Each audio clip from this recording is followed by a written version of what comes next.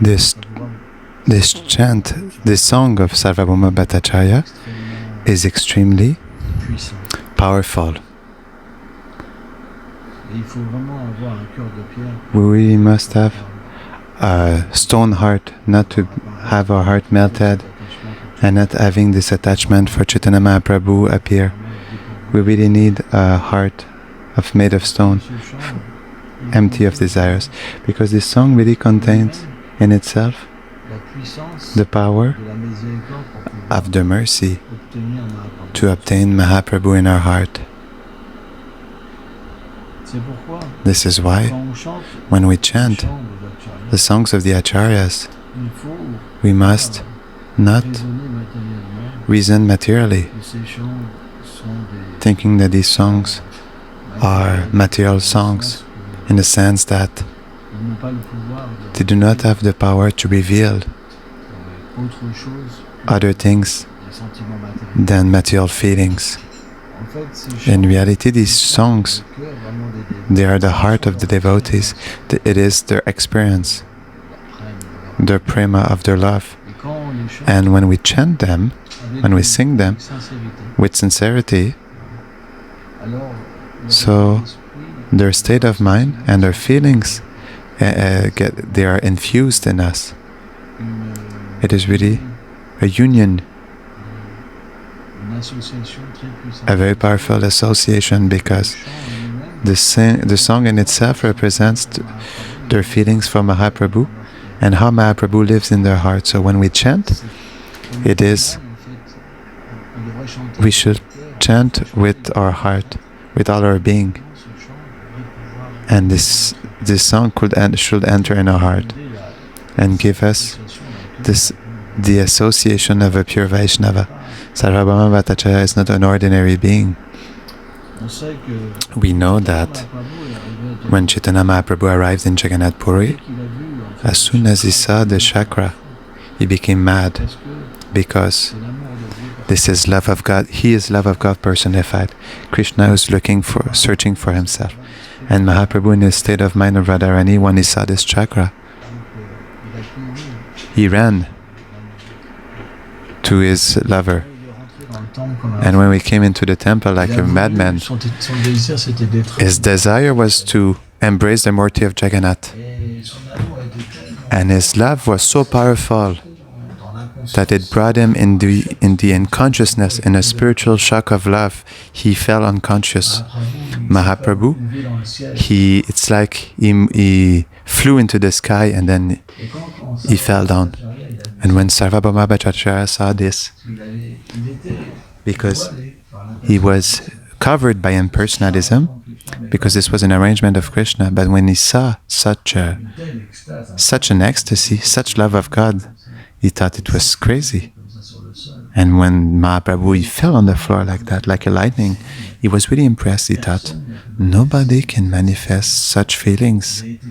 He was shocked by such beauty in Mahaprabhu, such tenderness, but at the same time such fear, because when Mahaprabhu is falling on the floor, it's very violent, but still nothing can happen to him.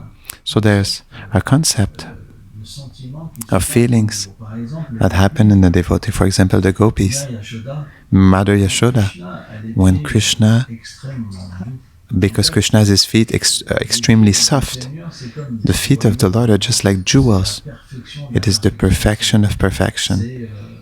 It is really the heart of devotees, the treasure of feelings. And automatically, this perfection was giving also a sweetness that we cannot understand. This is why the feet of the Lord, they are worshipped by the devotees, because they have a special fragrance, a special softness. It is unique. It is their heart, the seat of their heart. It's the lotus of their heart. And automatically, although in Vrindavan there are no stones, no spikes, there's no possibility of hurting ourselves. Why? Because it's the only place where the Lord walks barefoot. In all his creation, Vrindavan is the only place where Krishna walks barefoot. So we can't imagine the softness of the earth. It's impossible. It cannot rival with the softness of the feet of the Lord, but it takes shelter of the softness of the feet of the Lord. This is why Vrindavan, Braj, is unique in its sweetness, in its softness. No other kingdom of the Lord can rival with such sweetness, because she receives directly the softness of the feet of the Lord. And naturally, by this association of the feet of the Lord, she manifests the same softness. But it is a softness, a sweetness to worship the sweetness. It's not the original sweetness, it's a sweetness to accompany the sweetness. So it's really particular sweetness. And naturally, there's a feeling in Vrindavan of always considering the Lord like our beloved, like the one we protect. So it exists in the mind of the devotees a conception of stone or thorns that could hurt Krishna's feet, although they don't exist, but it's just the energy of the Supreme Lord which creates in the mind of the Brajbasis obstacles so that their love can manifest in a wonderful way and incomparable way. So Mother Yashoda and the gopis, when Krishna goes on the road, they think that his soft feet are hurt, and it hurts them because they see these feet in their mind, in their heart. It is their shelter, their life, their soul. And to see these feet being hurt, it creates such a suffering that is without limits, but at the same time it's unlimited happiness. In the same way, Sarvabhauma Battacharya, although he was not awakened in his eternal nature, and that he was covered for the moment as an impersonalist, when he saw the softness, the sweetness of this Lord of love, to come like a madman, mad of love, and with the emotion, the feeling too strong of meeting Krishna, he flew in the sky and fell on the floor, and there was this beauty that appeared from the Lord. Because the Lord, he meets this Lord again, this sweetness that appears, but at the same time this contradiction of this object of love that reveals itself, and which falls on the floor. It's a lot for the devotee. And at the same time, the guards who wanted to stop Mahaprabhu. So Sarvabhauma Battacharya, since he was a great personality, he made everyone stop and he said, "Oh, please bring that person to my home." But still, Mahaprabhu already took the heart of Sarvabhauma Battacharya. That's why Sarvabhauma Battacharya didn't want to leave Mahaprabhu there. And when Chaitanya Mahaprabhu woke up, naturally, Sarvabhauma Battacharya is like a guru, no? Since he is senior, he was truly like a wise man, but he was not well directed. And Sarvabhauma Battacharya, he wanted to protect. He had this feeling of Vatsalya, parental feeling very strong for Mahaprabhu. When he saw him in the flower of his youth, Mahaprabhu was 24 years old. He thought, why is this person so beautiful, who attracts? It's just like Cupid. How can he maintain his sannyas? Why did he take sannyas? It's completely, it's weird as a conception. His body is too tender, he's too beautiful, he smells too good. It is just like even the scholars of the Vedas, they don't understand why we cannot give such austerity for such a person. It's contradictory. Mahaprabhu is love. Mahaprabhu is sweetness. Mahaprabhu is unlimited qualities. How can we put him in such a situation, like being a renunciant? And automatically, his love will make him talk, and he will speak, and he will tell him, "Well, why did you take sannyas?" etc., etc., etc. And Mahaprabhu, in his feeling, his parental feeling, he told him, you know, all those who take sannyas, finally, what do they think in themselves? They think, I am God. And when they receive obeisances, they become proud. And he told him, you should not have done that. Chaitanya Mahaprabhu, he appreciated the mood of Sarvabhauma Battacharya, his love. He appreciated it very much. And to reward him, he showed him a particular form, Sadbhuja, a form with 6 arms, where he had the bow of Ramachandra, the danda of Mahaprabhu, and he had a flute. And when Sarvabhauma Battacharya saw this, he fell unconscious. And when he became conscious again, Mahaprabhu told him, oh, so was I right to take sannyas? These are the pastimes of the Lord. It's very, very sweet. And then Sarvabhauma Battacharya, he started to dance in ecstasy. As soon as we're saved by Mahaprabhu, we forget about the public opinion. We don't care anymore. We just want to dance in love. This is the movement of Mahaprabhu. Mahaprabhu's movement is not a movement of rules, austere. It's a movement of love. When we are part of the Mahaprabhu's movement, we dance full of love. But who belongs to this movement really? We dance in love. Everyone raises their arms, everyone cries, screams. Bhattacharya, he was screaming because he was tasting so much the love of God. He was jumping for 5 meters in the air, and he was screaming. And so this is a movement that is particular. It is for the most perfect of beings, because it gives the most elevated thing. This place where Krishna, the Supreme Lord, walks barefoot, where there is a special sweetness, where there are no words that hurt. Even the words that hurt in this world, Jiva Goswami explains that in Braj, they have another significance. No name can hurt, no thorn can hurt, no snake can bite. Everything is love. So automatically, when this sweet Lord comes in this form as Mahaprabhu, it is something unique, because he comes in this material world to spread the most elevated, the most intimate thing, his feelings. It is in reality. Radha and Krishna, they are one same person. Vishwanath Chakravarti Thakur explains in the Prema Samputa, in the story where the Lord himself, he questions Srimati Radharani on the nature of her love. And Radharani, she tells him that they are the same person under 2 forms.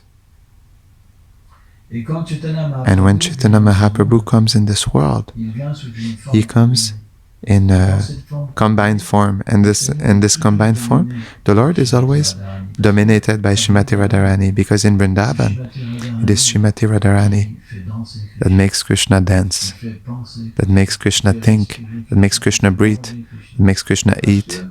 Because in this particular place of Vrindavan, in Braj, the sweetness is so unique that the Lord himself is taken by his energy of love. And this is what is unique in Vrindavan. Krishna is dominated. He is always conquered in Vrindavan. This is why there's no crown, there's no shoes. He is conquered. And in this domination, the Supreme Lord, this is where he is the most happy. He is the most happy. So when he comes in the material world, it is to declare this: come in my world, come in my movement. This is the place, the best place. This is the place where we will be able to taste the most. There's no other place where we can taste more with the Supreme Lord than this place. It's impossible, because it is only sweetness. There's no Aishvarya, no opulence. There's no fear, there's no shyness. So this song reveals all these treasures. So when you sing this song of Bhattacharya, you must absorb yourself in a special feeling, otherwise you will not be able to progress in this life. If you come in contact with very elevated things and you do not put value in it, what is the point in being here? What is the point in selling books? What is the point in distributing prasadam, doing harinam, if it is just to make things with contaminated senses and never put consciousness? See, Chaitanya Mahaprabhu, he was called Krishna Chaitanya, the Krishna consciousness. It's not for nothing. The Lord came to show by himself that if you don't put consciousness, you will not progress in this life. You condemn yourself. Who put his consciousness when he sang? Ask yourself this question. When you sing, what are you conscious of? In the same way that you sang this song, you chanted your japa this morning. What is the point? Because at this level of chant, if you chant without consciousness, you can stop. You chant simply because you're forced to chant, because you're in a place where you know you're forced to do that. You're brought to chant, but by yourself you don't chant. You do not have any goal. You have no love. You have no attachment. So, why will the Lord reveal himself to people who do not want to be with him? For example, I remember I went to a pilgrimage of Fatima one time. We went there and it was a beautiful experience. We went to Portugal because we wanted to see a Maharaj in Portugal. So we stopped in Fatima and we arrived, there was nobody. We arrived in the evening or in the afternoon, I don't remember. There was a big parking and we thought we'll be in the middle of the parking, we'll be alone so we can do our puja. We had deities in the truck. And all night there were people who came. All night we heard cars.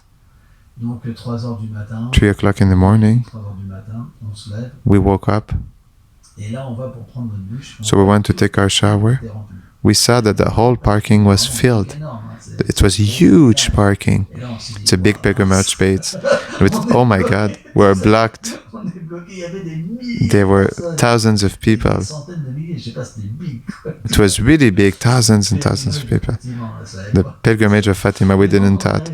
So we stayed with the Portuguese, who were very sweet, very nice. And since it was the World Cup of football, since we're French, they were speaking to us about football.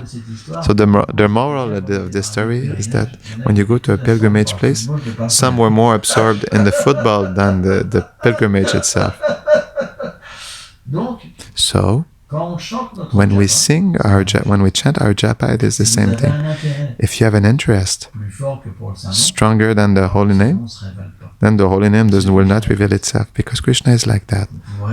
You can be in a temple or at Fatima in a pilgrimage place, and there will be no experience, because your mind is somewhere else.